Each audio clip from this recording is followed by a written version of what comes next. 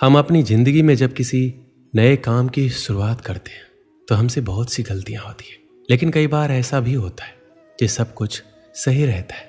लेकिन कुछ लोग ऐसे भी होते हैं जो बार बार होने वाली गलतियों की वजह से हार मान लेते हैं।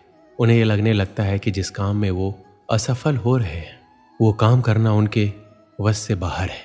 लेकिन जो लोग अपनी गलतियों से सीखना जानते हैं वो कभी हार नहीं मानते, बेशक वो काम करने के तरीके को बदल देते हैं। हमें ये बात कभी नहीं भूलनी चाहिए कि किसी भी नए काम की शुरुआत कभी भी आसान नहीं होती और वक्त के साथ साथ हम सब कुछ सीख भी जाते हैं। हमें अपने आप पर विश्वास होना चाहिए कि हम जो काम कर रहे हैं उसमें हमें सफलता अवश्य मिलेगी। अगर हम कुछ नया सोच सकते हैं तो बेशक हम उसे कर भी सकते हैं, लेकिन उसके लिए हमें खुद पर विश्वास होना बहुत जरूरी है।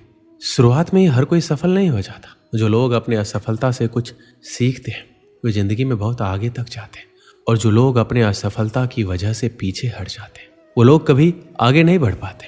हमें पता होना चाहिए कि सफलता के साथ साथ असफलता भी जुड़ी होती है। जब भी असफलता हमको चारों तरफ से घेर लेती है तो उस समय हमको आगे बढ़ने के लिए मोटिवेशन की जरूरत होती है, क्योंकि बिना मोटिवेशन के हम परेशानियों और कठिनाइयों में उलझ कर ही रह जाते हैं और हमको कोई रास्ता नजर नहीं आता है।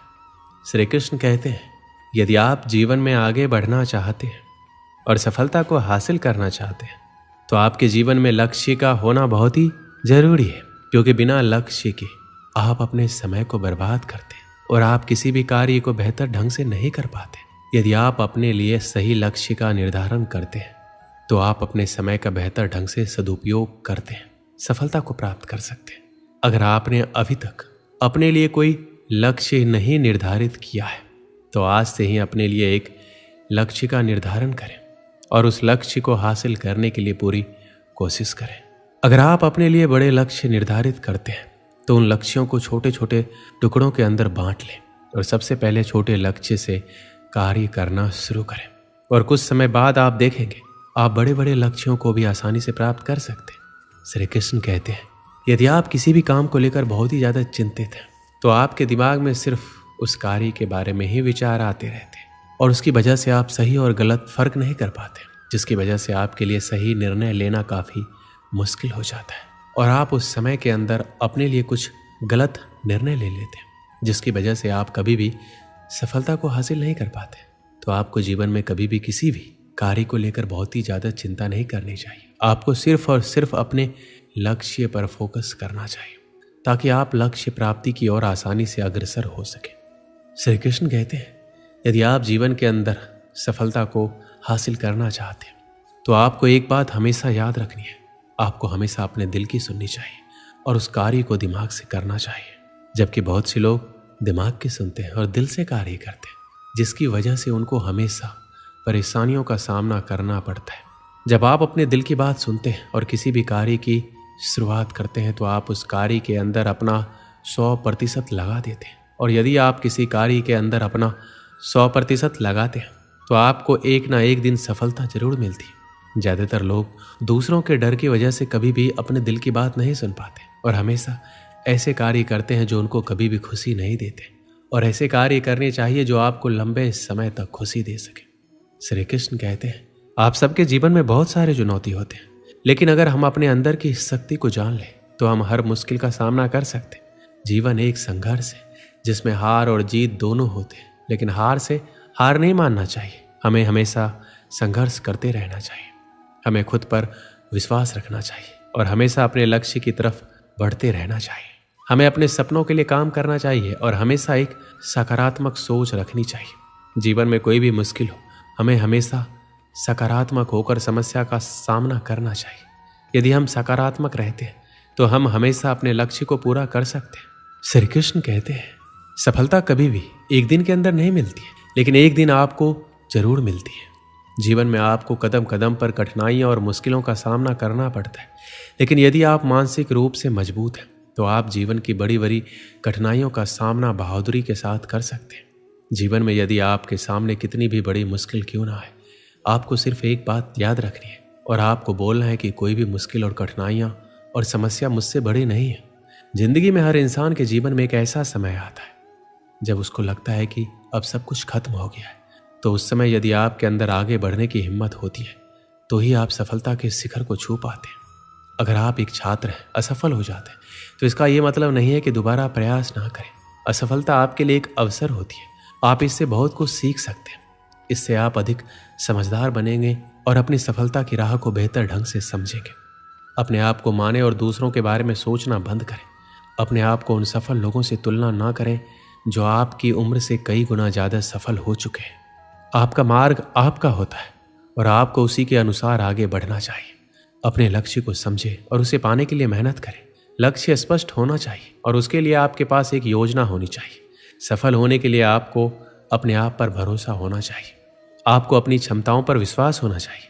आपके पास साधन न होने की वजह से आप असफल नहीं हो सकते। आपकी सफलता आपके अंदर होने वाले विश्वास पर निर्भर करती है। और अंत में मैं ये कहना चाहूँगा कि आप सफल हो सकते हैं। आपकी सफलता आपके उत्साह, मेहनत और विश्वास पर निर्भर करती है। अपनी सोच और कार्यों में सकारात्मक रहें और अपने लक्ष्य की ओर अग्रसर रहें। बहुत समय पहले की बात है।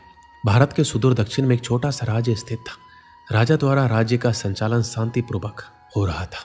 एक दिन अचानक उसे खबर मिली कि एक बड़े राज्य की सेना की एक बड़ी टुकड़ी उसके राज्य पर आक्रमण के लिए आगे बढ़ रही है। वो घबरा गया क्योंकि उसके पास उतना सैन्य बल नहीं था जो उतनी बड़ी सेना का सामना कर सके।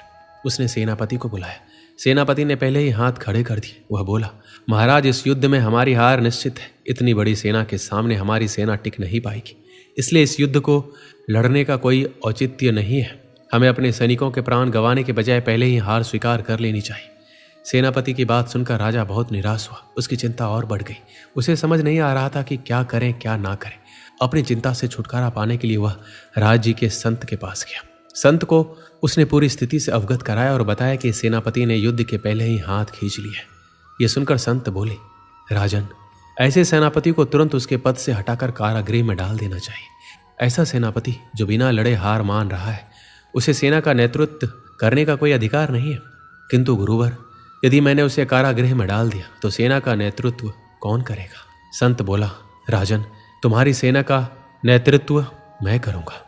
राजा सोच में पड़ गया कि संत युद्ध कैसे लड़ेंगे। उसने कभी युद्ध नहीं किया, किंतु कोई विकल्प ना देख उसने संत की बात मान ली और अपनी सेना का सेनापति बना दिया। सेनापति बनने के बाद संत ने सेना की कमान संभाल ली और सेना के साथ युद्ध के लिए तैयार कर दिया। रास्ते में एक मंदिर पड़ा। मंदिर के सामने संत ने सेना को रोका और सैनिकों से बोला, यहाँ कुछ देर रुको, मैं मंदिर में जाकर ईश्वर से पूछ कर आता हूँ, हमें युद्ध में विजय प्राप्त होगी या नहीं। ये सुन सैनिकों ने चकित होकर पूछा, मंदिर में तो भगवान की पत्थर की मूर्ति है, वह कैसे बोलेगी? इस पर सेना की कमान संभाल रहे संत ने कहा, मैंने अपनी सारी उम्र दैवीय शक्तियों से वार्तालाप किया है, इसलिए मैं ईश्वर से बात कर लूंगा। तुम लोग यहीं रुककर मेरी प्रतीक्षा करो। ये कहकर संत मंदिर में चले गए। कुछ देर बाद जब वापस लौटे तो सैनिकों ने पूछा, ईश्वर ने क्या कहा? संत ने उत्तर दिया, ईश्वर ने कहा, यदि रात में इस मंदिर में कोई प्रकाश दिखाई पड़े तो हमारी विजय निश्चित है। पूरी सेना रात होने की प्रतीक्षा करने लगी। रात हुई, मंदिर में उन्हें प्रकाश दिखाई पड़ा। यह देख सेना खुशी से झूम उठी।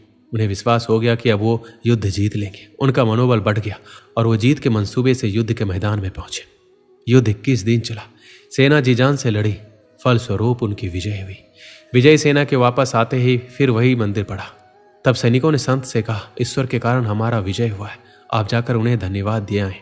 संत ने उत्तर दिया, इसकी कोई आवश्यकता नहीं है। ये सुनकर सैनिक कहने लगे, आप कितने कृतघ्न हैं। जिस ईश्वर ने मंदिर में रोशनी कर हमें जीत दिलाई, आप उनका धन्यवाद नहीं कर रहे। तब संत ने कहा, उस रात मंदिर से आने वाली रोशनी एक दिए की थी और वो दिया मैं यहाँ जलाकर लाया था। दिन में तो वो रोशनी दिखाई नहीं पड़ी, किंतु रात होते ही दिखाई देने लगी। दिए की रोशनी देखकर तुम सब ने मेरी बात पर विश्वास कर लिया और युद्ध में विजय हमारी हुई। इस तरह तुम सबका मनोबल बढ़ गया था और तुम जीत के विश्वास के साथ युद्ध में गए और असंभव लगने वाली विजय तुमने प्राप्त की। इस कहानी से हमें क्या सीख मिलती है? खुद पर विश्वास रखो और परिश्रम करते रहो। विश्वास की विजय होगी। हमारी सोच ही आगे चलकर वास्तविकता का रूप लेती है, इसलिए हमें अपनी सोच पर ध्यान देना चाहिए। सदा सकारात्मक सोचें ताकि सकारात्मक परिणाम मिले। दोस्तों, इस वीडियो में बस इतना ही। मिलते हैं अगली वीडियो में। अपना ख्याल रखिएगा। जय श्री कृष्ण।